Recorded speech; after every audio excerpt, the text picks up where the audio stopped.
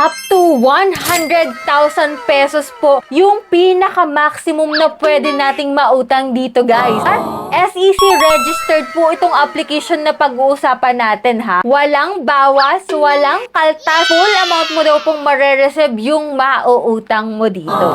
Ang ganda ng terms na yan, guys. At yan po ang meron dito kay Happy Pera 2. So, this vlog is dedicated po sa isang nag-request nito, which is ito nga pong si John's Vlog. So, shoutout po sa'yo. Thank you po sa pag-recommend sa akin na i-review itong si Happy Pera 2 ngayong 2026. Kasi medyo matagal na rin, guys, yung review ko dito kay Happy Pera 2. So, let's see, guys, kung talagang buo at walang kaltas nating marereceive yung pwede nating mautang dito. At magkano ba bilang first timer ang pwede mong mautang? Kaya kung gusto mo naman ganitong video para updated ka, just click the subscribe button, turn on the notification bell, and be updated sa aking mga latest upload. Every week, kumukuha po ako ng 5 lucky winners, kaya stay connected, stay active lang. Ito pong si Happy Pera 2 is available sa Google Play Store, kaya kaway-kaway po sa mga Android user dyan. Nako, eto na. Muli ko pong i-review sa inyo yung application na to. At kung makikita mo dito, guys, siya po ay may 4.8 stores at 2,000 reviews pa lamang. So, under po siya ng Royal Yuhu Lending Investor Corporation na SEC registered po. So, sa mga ads niya, ito nga nakalagay 100,000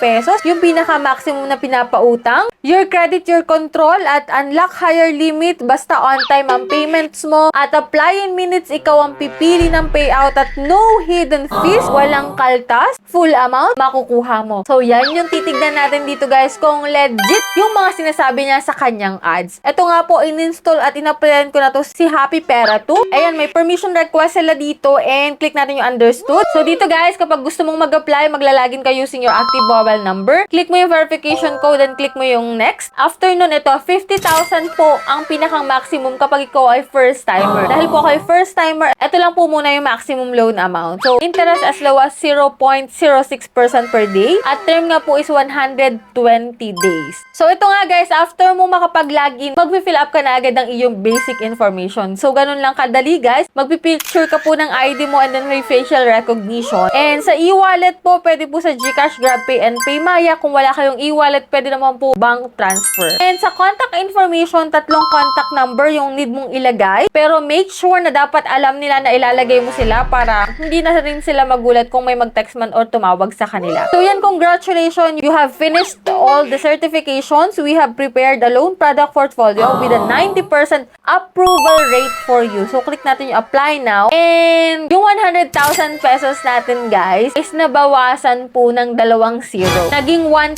pesos na lang po ang pwede nating mautang dito. Pero tataas naman po yan kapag nakapag-payout ka po on time. Ito nga, guys, details natin sa 1,000. So, 120 days daw po yung kanyang loan tenure. And service fees, 240 pesos. Terms po ay 3 pesos at outstanding balance is 1,480 pesos. So, malamang sa malamang 760 na lang yung marireceive natin kasi kung ibabawas yung service fee. So, doon pa lang sa walang kaltas na ads nila, wrong na agad kasi may kaltas service fee. And total repayment is 1,480, no? So, repayment plan is May 30, 2026, 860. Next is July 13, 372. And 248 sa September 11. So, nahati naman sa 3 bayaran. So, verifying po yung result natin. So, malalaman ka agad kung approve tayo or hindi. At nung chinek ko nga yan, under review po yung aking application. At yan, so, next step na lang is disbursing na marireceive na talaga natin. So, let's see tayo ng result dito, guys. Dahil kanina pa nga po ako nag-apply dito kay Happy Pera 2. Eto na, rejected yung ating application, guys. Kaya kung kayo nagbabalak umutang dyan kay Happy Pera 2, malamang na may bawas din siya na 240 if ever na 1,000 pesos. Pero sa total repayment, magiging 1,480